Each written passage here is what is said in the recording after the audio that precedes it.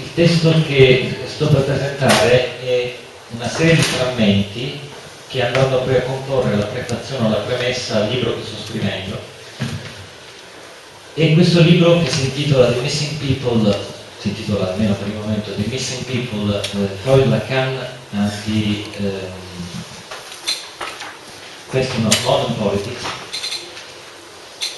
è un tentativo, lo potrei presentare così, è un tentativo di costruire un ponte teorico tra quello che a me sembra il contributo di teoria politica, di filosofia politica più importante, decisamente più importante negli ultimi anni, cioè il contributo che ha dato Ernesto Laclau, che in parte si sovrappone col contributo di Chantal Mouffe, e la teoria di Lacan. Le due teorie non sono, quella di Laclau e quella di Lacan, immediatamente sovrapponibili, e il libro che sto scrivendo dovrebbe cercare di costruire un ponte che tiene insieme le due prospettive teoriche. Questo con l'introduzione di una categoria che non presenterò oggi, che è la categoria di grammatica politica, che si va ad aggiungere alla categoria formalizzata da Ernesto e anche da Chantal di discorso politico. Quello che presento oggi invece, spero di essere molto breve e tenermi nella mezz'ora, è la premessa metodologica, oppure la potrei anche chiamare la premessa ontologica a tutta questa operazione che sto cercando di fare. Now, English. Being is not an object of modern science. One might even say that modern science is precisely characterized by the exclusion of being from the field of scientific investigation. From the vantage point of modern science, being is not real. Being is not among the objects of scientific understanding, be it the ontotheological object of Christian faith, or the first of Aristotle's categories, or whatever else. Nevertheless, modern philosophy keeps on speculating about being, even though being as such is no longer thought of as an object of knowledge, but rather as the very subject of knowledge. Ego cogito, ego sum. In many respects, Descartes' move truly marks the birth of modern philosophy, or the beginning of the only possible philosophy compatible with modern science. The medieval theory of suppositio is a theory about the different kinds of linguistic reference. The suppositum of a term was the object the term referred to. One term could stand in for an object, a concept, a word.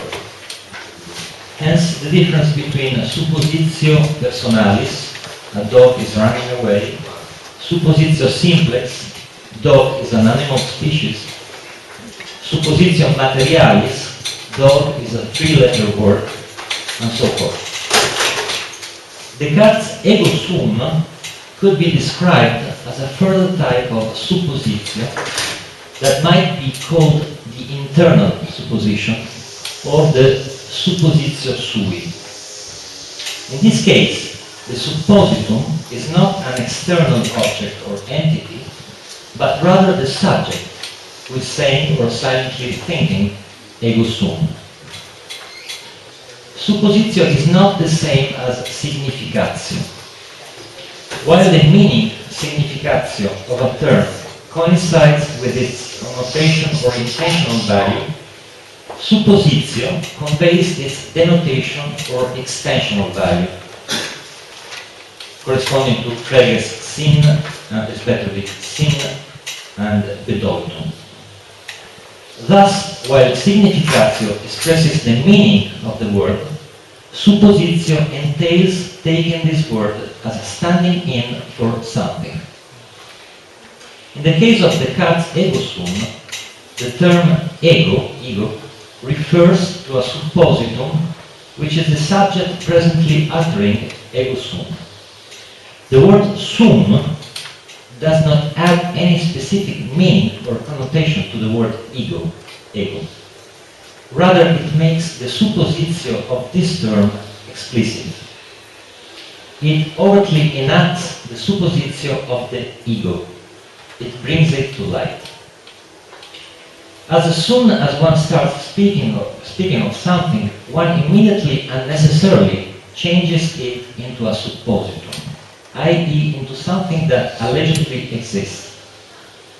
The suppositum must be, no matter whether its objective being can be proved or not, no matter whether the suppositum is a true or a fake entity. It must be, at least in the form of a sheer idea or intention, of a purely internal and subjective entity, deprived of any external or objective actuality. In the end, this is what makes Descartes' argument invincible. This argument keeps on working even when the ego is reduced to a merely phantasmatic, imaginary, subjective entity. Even as such, the ego is supposed to be something, and it can be changed into the object of a supposition. Subjective object, res cogitans, chose mentale, pure fantasy. Even as such, Descartes' ego sum looks compelling. Furthermore, one does not need to better qualify its meaning, significatio, in order to put forth such a suppositio. It works perfectly as an empty or almost empty assumption. And this empty assumption, in my view, is the quasi-transcendental condition or locus for the writing or the event of what Lacroix names the empty signifier.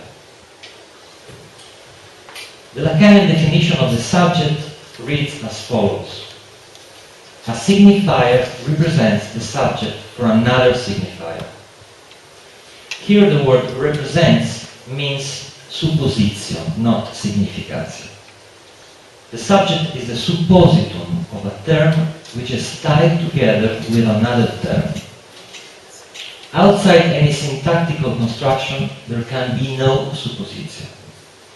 Once again, the medieval logicians had already grasped such necessity.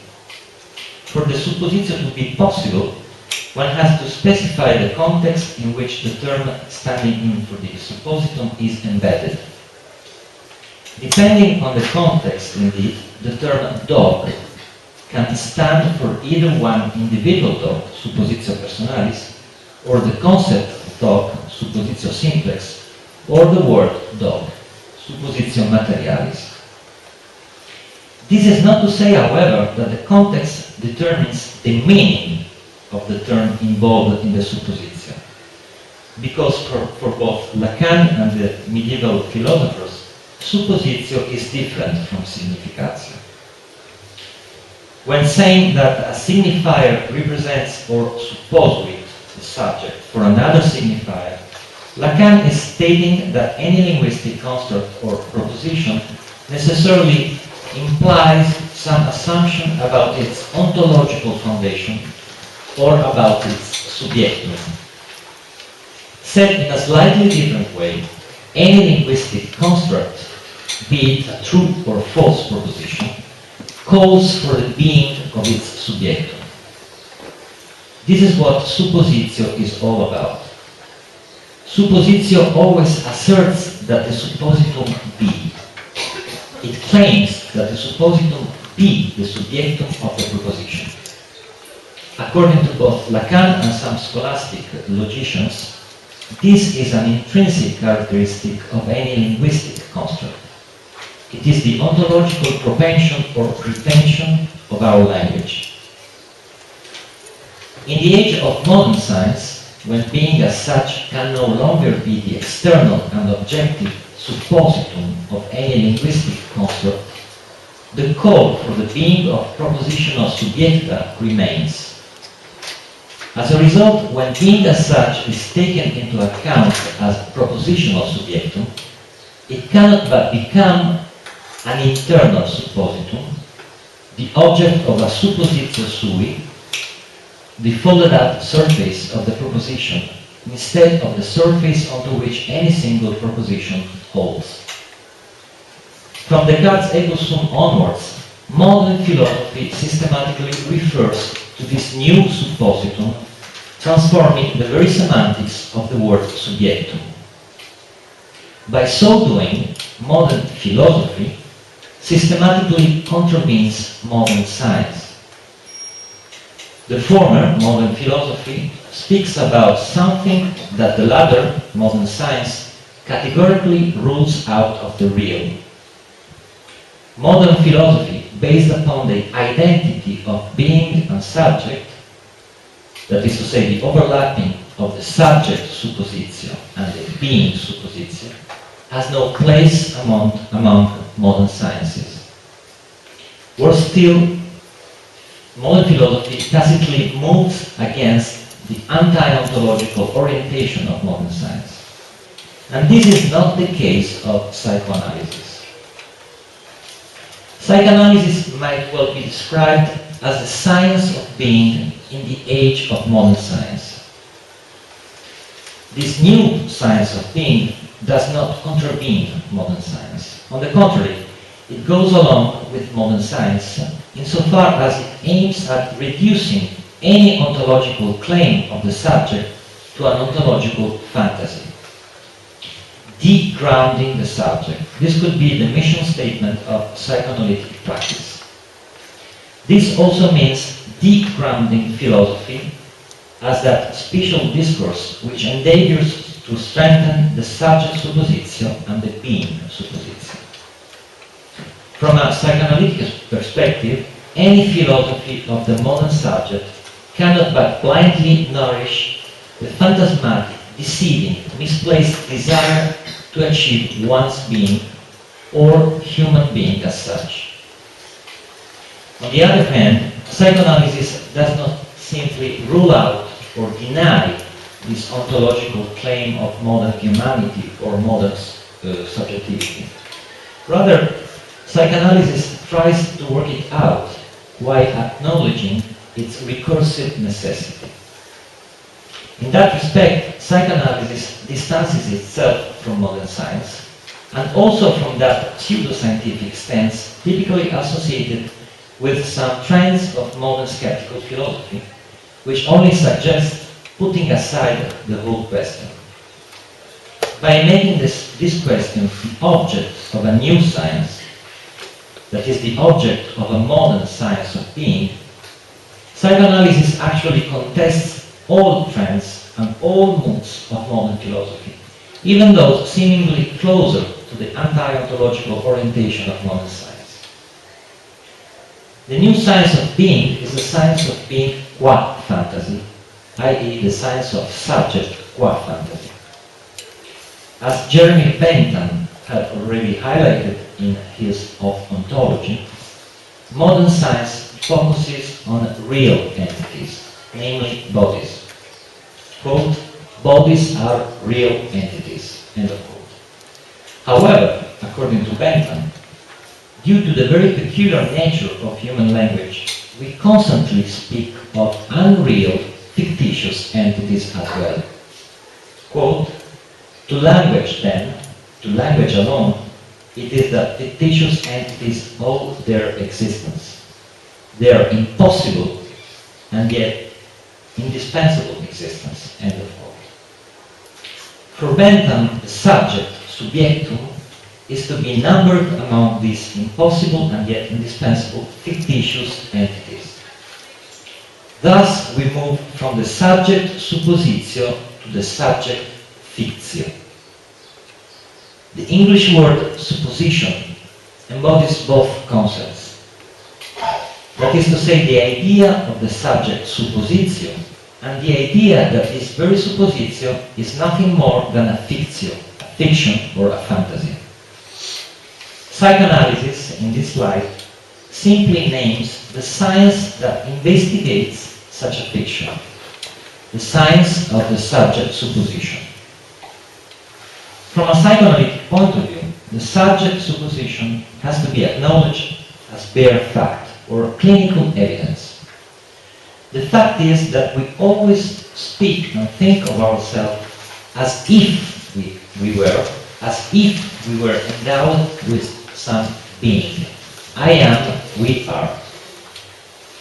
Differently from philosophy, Psychoanalysis does not speculate about the truth of such a claim, nor about its origin.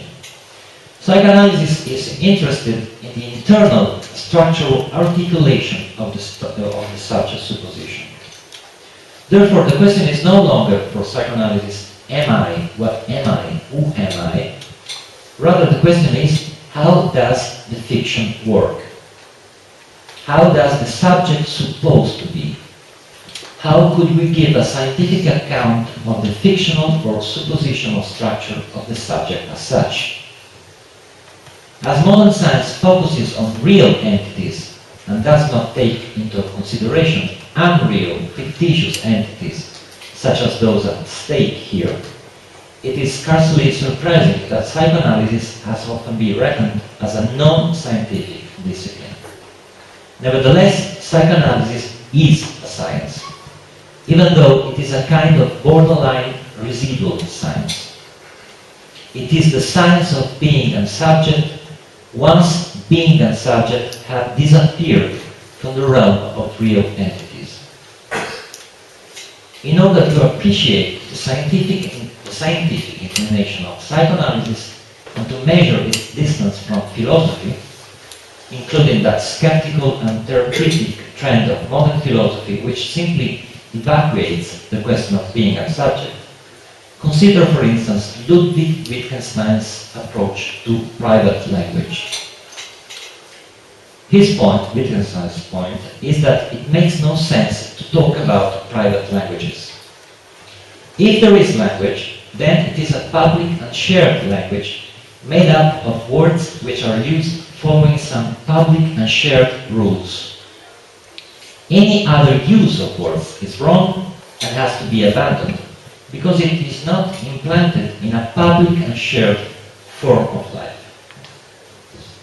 Any philosophy insisting on the private experiences of the subject, for example, is nothing other, according to Wittgenstein, is nothing other than a grammatical fiction. A grammatical fiction. Probably Wittgenstein is right. Probably the very idea of grammatical fiction helps us shed light on the ontological status of what we usually call the mind or the subject or our private language. Nonetheless, by drawing the conclusion that the subject is a fiction, the question of subject is certainly not over, as Wittgenstein seems all too willing to suggest. For fictions or unreal entities like subjects can be effective anyway. Consequently, we should not stop our inquiry into private language once we realize that sometimes words are used in the wrong way.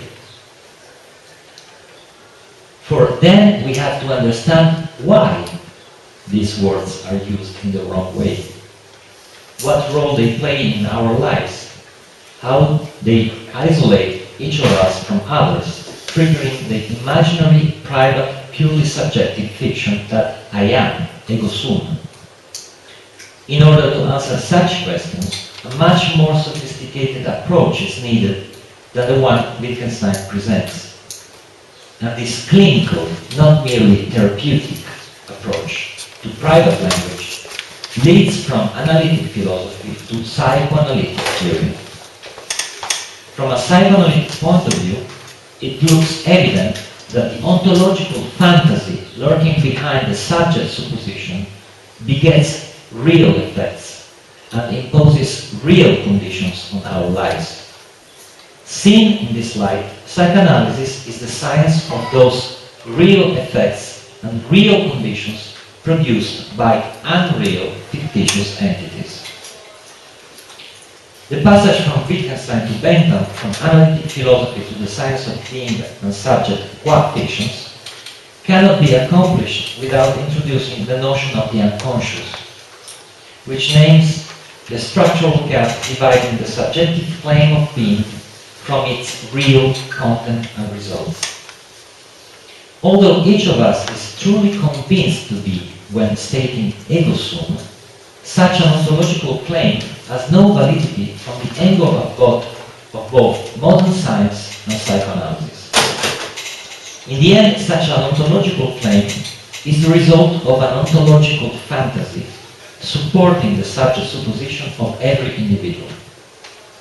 The psychoanalytic notion of the unconscious precisely draws the line between the allegedly ontological foundation of the subject and the phantasmatic structure of subjectivity. This line is the one dividing what is meant by each of us when speaking of himself and what is complementarily produced by all these speech acts. What is produced might be called a peculiar kind of listening to the real. In short, according to Lacan, the unconscious knows the real better than I do.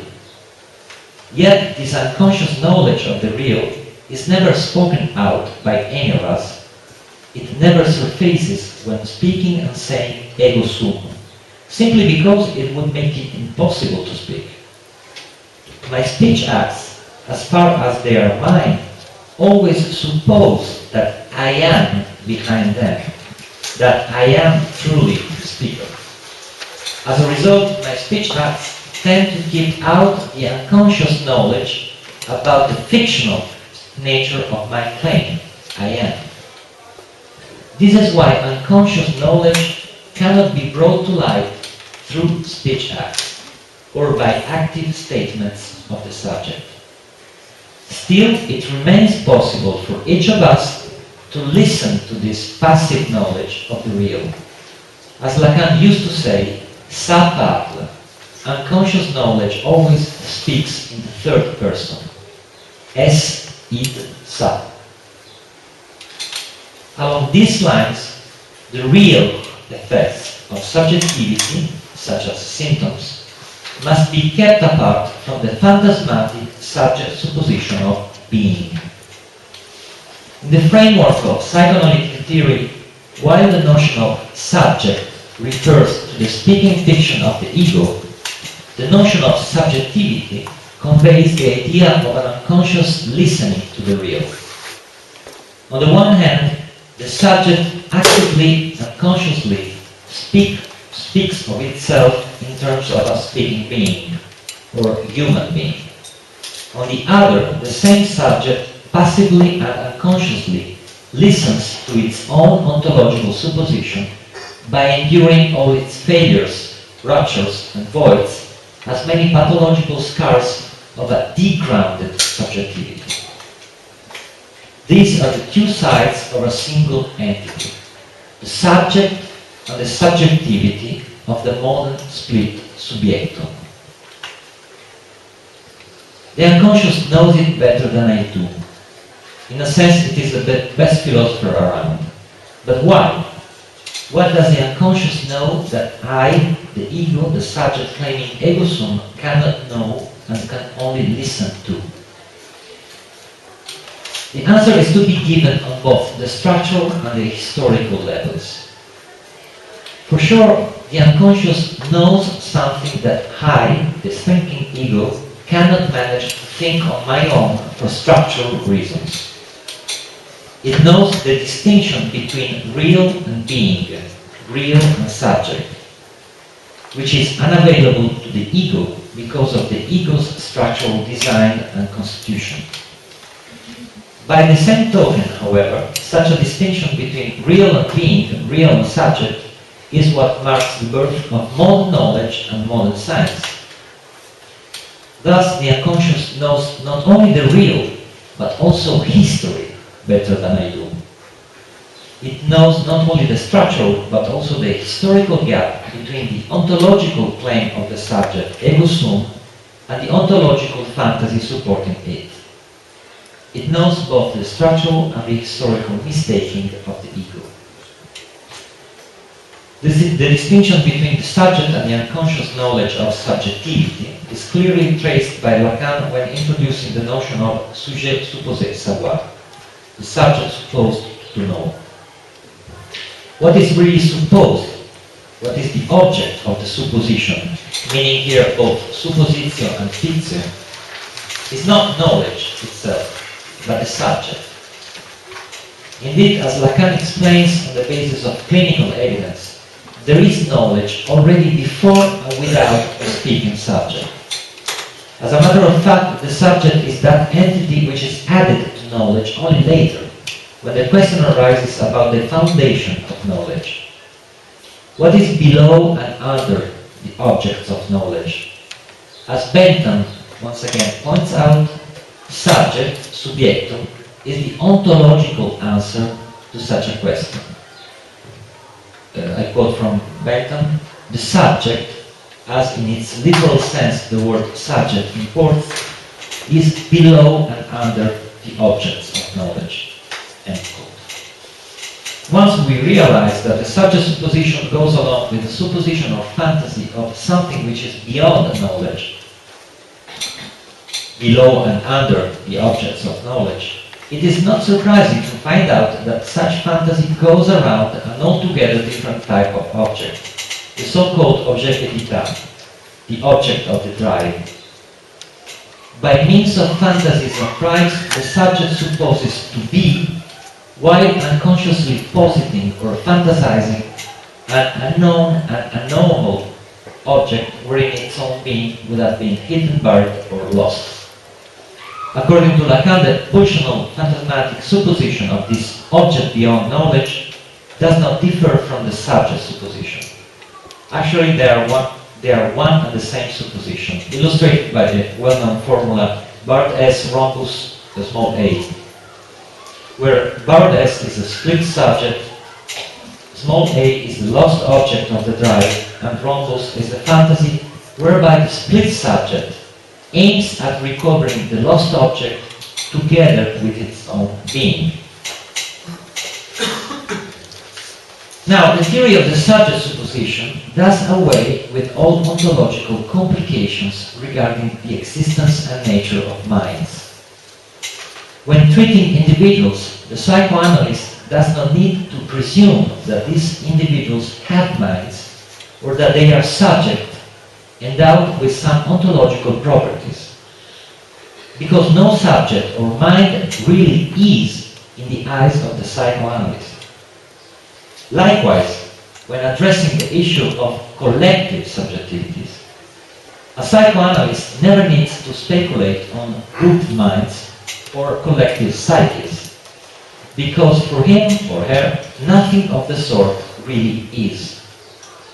No mind, be it individual or collective, has any true ontological positivity or actuality. And yet it remains possible to think about collective subjectivities, for instance political subjectivities. For the subject supposition can be put to work on the individual level as well as on the collective level. Both choices are constantly available in the modern age. As Jacques Rancière keenly emphasizes, the shift from the individual to the collective scale simply displays the passage from the first-person singular claiming ego sum to the first-person plural declaring nos sumus, nos existimus. I quote from Rancière, Descartes' ego sum, ego existo is the prototype of such indissoluble subjects of a series of operations implying the production of a new field of experience. Any political subjectification holds to this formula. It is a nos sumus, nos existimus. End of quote. In this regard, the process of collective or political subjectification appears to be a process of collective subject supposition. We, the people. As soon as a grammatical subject like this enters the scene of history, the supposition is made about its being a historical or natural entity, about its being, for instance, one nation, or one race, or one class, and so forth. However, from a psychoanalytic angle, such a subject has no ontological foundation. It is supported only by an ontological fantasy, or ideology, as is the case with single individuals. Hence, a psychoanalytically oriented investigation of political subjects does not take their ontological claims too seriously. Instead, it focuses on the real effects of subjectivity stemming from this or that collective subject supposition. It considers political subjects such as the people, the nation, the race, the class, the church, and so forth, qua fictions, that is, fantasies which beget real effects and impose real conditions on history. As Edmund Morgan, the American historian, underscores, modern history has been systematically haunted by these kinds of fictions or political fantasies. I quote from Morgan's book, Inventing the People. The sovereignty of the people is a much more complicated, one might say more fictional, fiction than the divine right of kings. Before we ascribe sovereignty to the people, we have to imagine that there is such a thing, something we personify as though it were a single body capable of thinking, of acting, of making decisions and carrying them out. To sustain such a fiction, so palpably contrary to fact is not easy. End of quote. The internal tension between subject and subjectivity, the ego and the unconscious, speaking and listening, can also be described as a tension between discourse and grammar. If by discourse we mean the positive articulations of the symbolic activity of the subject, then grammar refers to the invisible borders of this very activity. In the context of a subject supposition, not everything is allowed. Yet the limits of discursive articulations are not explicitly stated. They are not part of the discourse. They are fixed without being spoken out. Consider, for instance, the political discourse of the French nation. In the wake of the revolution, nobody could admit that the political discourse failed to comply with the principle of civil rights. The political discourse of the French nation was literally demarcated by that principle and framed by the Declaration of the Rights of Man and of the Citizen. Nevertheless, the first declaration, 1789, was quickly followed by others, and the list of civil rights was partially changed. As a result, without failing to comply with the principle of civil rights, the French revolutionary discourse could take further steps. And yet, such an extension of its discursive articulations never entailed a grammatical shift, a grammatical change. That is to say, the establishment of a radically new political discourse, or the move from a previous political discourse to a different one.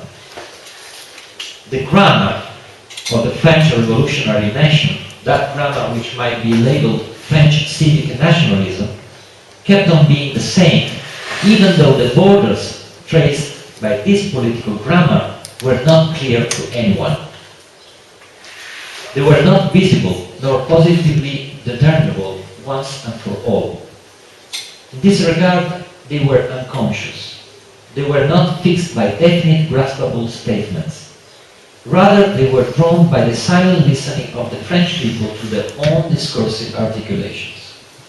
It was this passive listening that somehow filtered out what was not really consistent and compatible with the subject supposition of the French nation made by the French people. By conceiving the subject supposition as the core of any collective subjectification, we enter the no man's land in between psychology and social theory. Insofar as we talk about subjectivities, no matter whether they are individual or collective, the object of psychology and the object of social theory come to overlap, at least partially. Individual subjectivity and collective subjectivity can be analyzed by means of the same theoretical tools, those offered by Freud and Lacan's investigations into subjectivity as such. Such a move was anticipated by Freud himself when discussing the notion of the cultural superego. As Freud states towards the end of Civilization and its Discontents, quote, the superego of any given epoch of civilization originates in the same way as that of an individual, end of quote. It sounds like a challenge. By changing the psychological concept of the superego into a historical, cultural, sociological category, Freud was actually establishing a new paradigm for social research, which unfortunately was never followed up by his disciples. Nevertheless, the question remains as to whether and how we can now apply psychoanalytic concepts to the field of social, historical, and political research. Freud and Lacan's attempts to deal with these issues were only preliminary. We have to prolong their insights and build a brand new approach to social, historical, and political theory upon their subversive conception of subjectivity.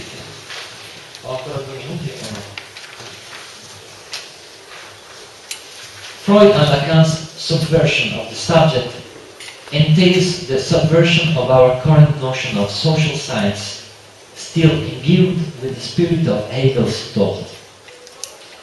The distinction between subjective spirit and objective spirit especially looks problematic from a psychoanalytic perspective.